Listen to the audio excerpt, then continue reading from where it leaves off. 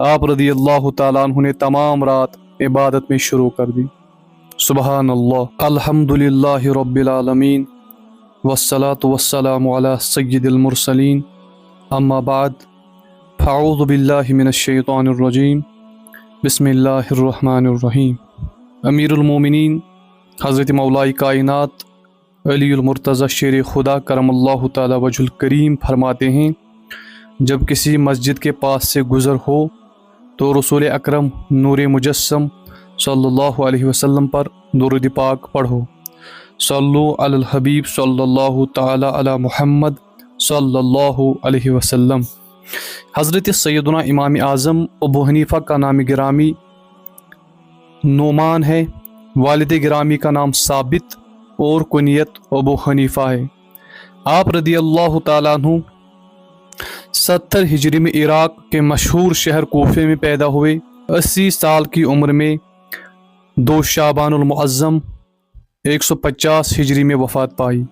آپ کا مزار فائز الانوار مرجع خلائق ہے۔ امام ابو حنیفہ، امام شافعی، امام مالک اور امام احمد بن حنبل رضی اللہ تعالیٰ عنہم چاروں امام برحق ہیں، اور ان چاروں کی خوش عقیدہ مقلدین آپس میں بائی بائی ہیں۔ ان میں آپس میں تعصب کی کوئی وجہ نہیں ہے۔ سیدنا امام اعظم ابو حنیفہ رضی اللہ تعالیٰ عنہ کا مرتبہ چاروں اماموں میں بلند ہے۔ اس کی ایک وجہ یہ بھی ہے کہ چاروں میں صرف آپ تابعی ہے۔ تابعی اس کو کہتے ہیں جس نے ایمان کی حالت میں کسی صحابی رضی اللہ عنہ سے ملاقات کی اور ایمان پر اس کا خاتمہ ہوا ہو۔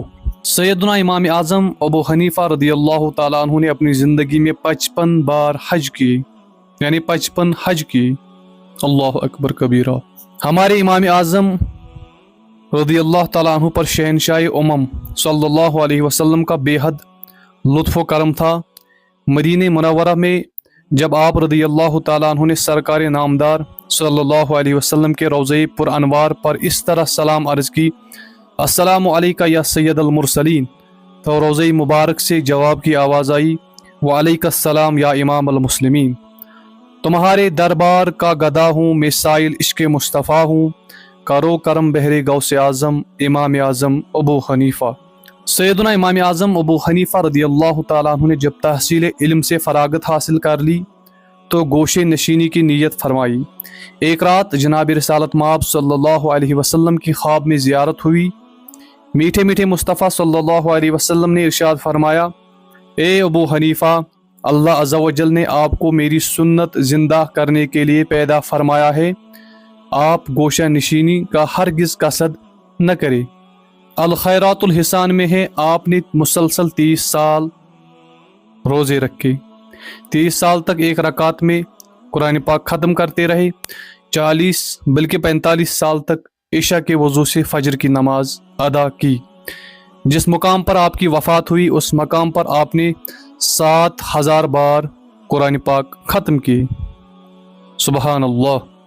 حضرت سیدنا عبداللہ بن مبارک رحمۃ اللہ علیہ کے سامنے امام اعظم رضی اللہ عنہ پر کسی نے اعتراض کیا تو آپ رضی اللہ عنہ نے فرمایا، کیا تم ایسے شخص پر اعتراض کرتے ہو جس نے 45 سال تک 5 نمازیں ایک ہی وضو سے ادا کیں، اور وہ ایک رکعت میں پورا قرآن کریم ختم کر لیتے تھے، اور میرے پاس جو فقہ ہے وہ انہی سے سیکھا ہے۔ روایت میں ہے شروع میں آپ رضی اللہ عنہ ساری رات عبادت نہیں کرتے تھے۔ آپ رضی اللہ تعالیٰ عنہ نے ایک بار کسی کو یہ کہتے ہوئے سن لیا کہ ابو حنیفہ ساری رات سوتے نہیں ہیں، چنانچہ اس کے حسن زن کی لاج رکھتے ہوئے آپ رضی اللہ تعالیٰ عنہ نے تمام رات عبادت میں شروع کر دی۔ سبحان اللہ۔ امام ابو یوسف رحمۃ اللہ علیہ فرماتے ہیں، امام اعظم علیہ رحمہ رمضان المبارک میں مع عید الفطر 62 قرآن پاک ختم کرتے، دن کو ایک رات کو ایک، تراویح کے اندر سارے ماہ میں ایک اور عید کے روز ایک، اور مال میں سخاوت کرنے والے تھے، علم سکھانے میں صابر یعنی صبر کرنے والے، اپنے حق میں کیے جانے والے اعتراضات کو سنتے تھے، غصے سے کوسوں دور تھے۔ سبحان اللہ۔ تذکرۃ الاولیاء میں ہے سیدنا داؤد طائی رحمۃ اللہ علیہ فرماتے ہیں، میں امام اعظم ابو حنیفہ رضی اللہ تعالیٰ عنہ کی خدمت میں 20 سال حاضر رہا۔ खलवत हो या जलवत यानी लोगों के दरमियान हो या अकेले में, कभी आप रज़ी अल्लाह ताला अन्हु को नंगे सर देखा, न कभी पाँव फैलाए देखा।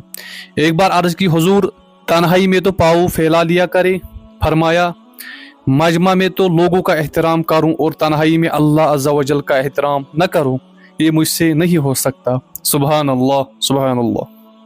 हमारे इमाम आज़म अबू हनीफ़ा रज़ियल्लाहु अन्हु के पास इल्म दीन का ज़बरदस्त ज़ख़ीरा था और आप रज़ियल्लाहु ताला अन्हु बहुत अक्लमंद थे, बहुत ज़्यादा।